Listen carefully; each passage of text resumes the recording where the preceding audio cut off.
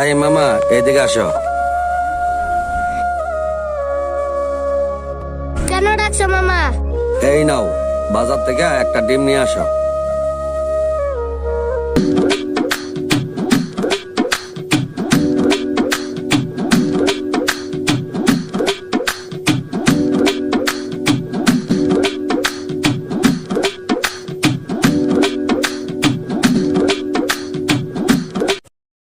Uncle এটা কি? এটা ছিল না, এটা ঘোড়ার ডিম। ইসরে, এত বড় ডিম তো কোনোদিন দেখি নাই। মামা তাইলে বড় ডিম দেখে খুব খুশি হইব। আঙ্কেল এটার দাম কত? 50 টাকা। তাহলে ডিমটা দেন। ভালোই হইলো, ভাঙ্গিরে ঘোড়ার ডিম বইলা বিক্রি করে।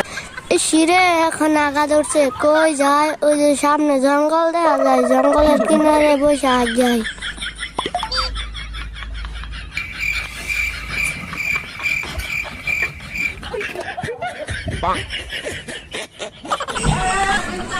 পানি নাই, ইটের চাক্কা দিয়ে মুইসা ফেলাই।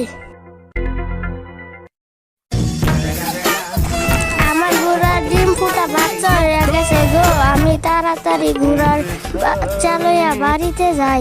এ ঘোড়ার বাচ্চা খারা, আমি ধরে তোকে আদর করব। ঘোড়ার বাচ্চা ছেলেটা বাজারে গেছে, কিন্তু ছেলেটা এত দেরি হয়েছে কেন? রাস্তায় কিছু হইল নাকি? কাচ্ছর কেন? তোরে মারছে কেউ? বল আমার কাছে, আমি তাকে ফাটায় ফেলামো। মামা কেউ মারে নাই। তাহলে তোর কি হয়েছে? আর ডিম কই? কখন না বাজারে পাঠাইলাম, এত দেরি কেন? বাজারে যাইয়া এত বড় একটা ঘোড়ার ডিম কিনলাম, কিনে নিয়ে আসি বালা রাস্তায় আগা ধরছে। মামা আমি ওই জঙ্গলার কিনারে রাইখা আগ দিয়ে গেছি, পরে দেখি ঘোড়ার ডিম থাইকা বাচ্চা হয়ে গেছে।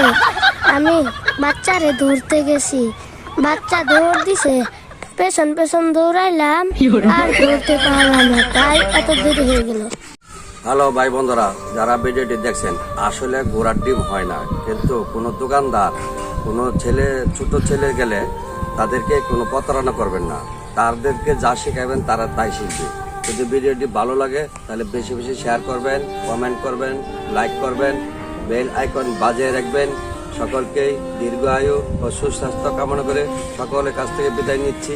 আল্লাহ হাফেজ।